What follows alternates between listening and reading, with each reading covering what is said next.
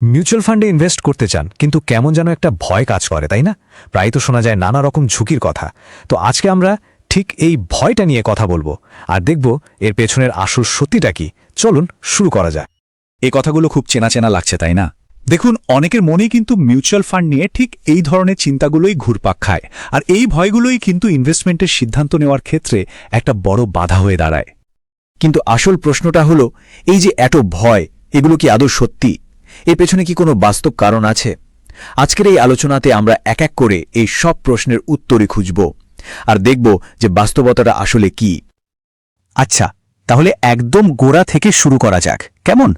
খুব সহজ করে বললে, মিউচুয়াল ফান্ড হলো একটা আইনি ট্রাস্ট, আর এটাকে কন্ট্রোল করে সেবি, মানে securities and exchange board of India. এখানে কি হয়? এখানে অনেক ইনভেস্টরের টাকা এক জায়গায় করা হয়, আর তারপর একজন এক্সপার্ট ফান্ড ম্যানেজার সেই টাকাটা শেয়ার বাজার, বন্ড বা সোনার মতো বিভিন্ন জায়গায় ইনভেস্ট করেন। পুরো ব্যাপারটা কিন্তু সেবির করা নিয়মের মধ্যে চলে। তো প্রথম আর সবচেয়ে বড় যে ভয়টা কাজ করে সেটা হলো ফ্রড বা জালিয়াতির ভয়। মানে টাকাটা কি আদৌ সুরক্ষিত? মিউচুয়াল ফান্ডের গঠনটা কি এতটাই মজবুত? চলুন এটাই আগে দেখে নিই। দেখুন, মিউচুয়াল ফান্ডের নিরাপত্তা ব্যবস্থার প্রথম লেয়ারটা হলো এএমসি, অর্থাৎ অ্যাসেট ম্যানেজমেন্ট কোম্পানি। এদের কাজ হলো আপনার টাকাটা কোথায় কখন ইনভেস্ট করতে হবে সেই সিদ্ধান্তটা নেওয়া। কিন্তু মজার ব্যাপার কি জানেন? ইনভেস্টরদের টাকার ওপর এদের কিন্তু সরাসরি কোনো হাত নেই। তাহলে প্রশ্ন হলো, টাকাটা রাখে কে? এখানেই আসছে দ্বিতীয় লেয়ার, কাস্টোডিয়ান। এরা হলো একটা একদম আলাদা সংস্থা, যাদের কাজ হলো সমস্ত টাকা আর অ্যাসেটগুলোকে সুরক্ষিত রাখা। কিন্তু এরা আবার এএমসির নির্দেশ ছাড়া এক পয়সাও সরাতে পারবে না। মানে ব্যাপারটা বুঝুন, সিদ্ধান্ত নিচ্ছে একজন আর টাকাটা সুরক্ষিত রাখছে আরেকজন। শুধু তাই নয়, সুরক্ষার জন্য এর ওপরেও আছে ৩ নম্বর লেয়ার, ট্রাস্টি বোর্ড। এরা হলেন সোজা কথায় ইনভেস্টরসদের প্রতিনিধি। এদের একটাই কাজ, এএমসি ঠিকঠাক কাজ করছে কিনা, ইনভেস্টরদের স্বার্থ দেখছে কিনা সেদিকে কড়া নজর রাখা। আর এই সব কিছুর উপরে ছাতার মতো রয়েছে ৪ নম্বর, মানে সবচেয়ে শক্তিশালী লেয়ারটা, সেটা হলো সেবি। সেবি পুরো সিস্টেমটার উপর, মানে এএমসি, কাস্টোডিয়ান, ট্রাস্টি সবার ওপর নজরদারি করে। রেগুলার অডিট, রিপোর্ট আর কঠিন সব নিয়মকানুন দিয়ে পুরো প্রক্রিয়াটাকে একদম স্বচ্ছ রাখে। তাহলে ব্যাপারটা কি দাঁড়ালো? এই যে চারটে আলাদা সেফটি লেয়ার, এর ফলে মিউচুয়াল ফান্ডে একটা অর্গানাইজড ফ্রড বা জালিয়াতি হওয়াটা অলমোস্ট ইম্পসিবল। মানে একটা লেয়ার যদি কোনোভাবে ফেলিওর হয়ও, বাকিগুলো ইনভেস্টরদের বাঁচানোর জন্য তো রয়েছেই। বেশ, তাহলে এটা তো বোঝা গেল যে জালিয়াতির ভয়টা আসলে অমূলক। কিন্তু তাহলে আসল ঝুঁকিটা কি? মানে ওই যে মার্কেট রিস্কের কথা বলা হয়, মার্কেট পড়ে গেলে তো টাকার ভ্যালু কমে যায়। চলুন এইবার এই বিষয়টা একটু ভেঙে বোঝা যাক। এখন এই স্লাইডটা কিন্তু খুব ইম্পর্টেন্ট, কারণ এটা দুটো রিস্ককে পাশাপাশি দেখাচ্ছে। একদিকে দেখুন গঠনগত ঝুঁকি বা ফ্রডের সম্ভাবনা, যেটা প্রায় 0, আর অন্যদিকে আছে মার্কেট ঝুঁকি, মানে বাজারের ওঠানামার কারণে আপনার ইনভেস্টমেন্টের ভ্যালুটা টেম্পোরারিলি কমে যাওয়া। এটাই আসল ঝুঁকি, কিন্তু ভালো খবর হলো এটা ম্যানেজ করা যায়। তবে হ্যাঁ, সব ফান্ডের ঝুঁকি কিন্তু একরকম নয়। যেমন ইকুইটি ফান্ডে রিস্ক বেশি, কারণ এটা সরাসরি শেয়ার বাজারের সাথে লিঙ্কড। আবার ডেট ফান্ডে ঝুঁকিটা অনেক কম।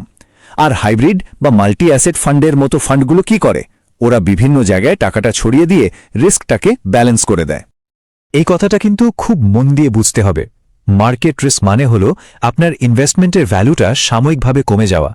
এটা কিন্তু কোনো পার্মানেন্ট লস নয়, এটা হলো যাকে বলে একটা খাতায় কলমে লোকসান বা পেপার লস।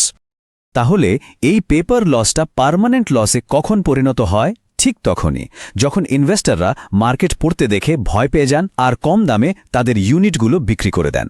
মানে একটা ভুল সিদ্ধান্তই কিন্তু এই টেম্পোরারি ক্ষতিটাকে একটা পার্মানেন্ট ক্ষতি বানিয়ে দিতে পারে।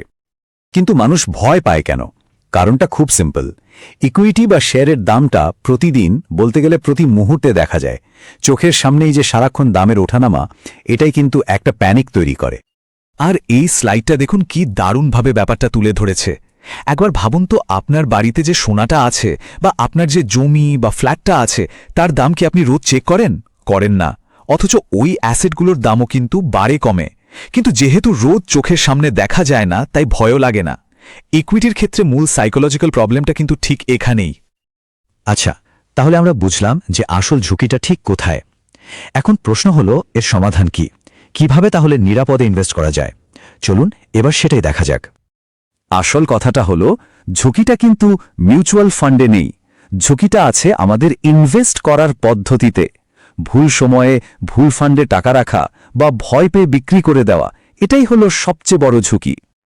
তো সেফ ইনভেস্টিংয়ের জন্য মাত্র 3টে সহজ নিয়ম মেনে চললেই হয়। 1 নম্বর, নিজের গোল বা লক্ষ্যের সময়সীমা অনুযায়ী সঠিক ক্যাটাগরির ফান্ড বাছুন।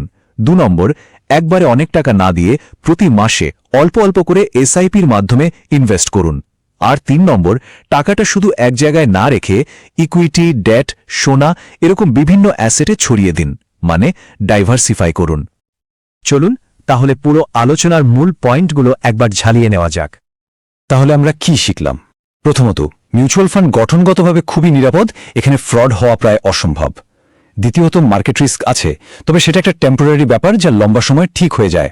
আর সবচেয়ে বড় কথা, আসল ঝুঁকিটা হলো ইনভেস্টরের নিজের ভুল সিদ্ধান্ত, যেটা কিন্তু সহজ কিছু নিয়ম মেনে চললেই এড়ানো যায়। শেষ পর্যন্ত এই একটা কথাই মনে রাখা দরকার, মিউচুয়াল ফান্ড নিজে ঝুঁকিপূর্ণ নয়, বরং নিজের জন্য ভুল ফান্ড বেছে নেওয়াটাই হলো আসল ঝুঁকি।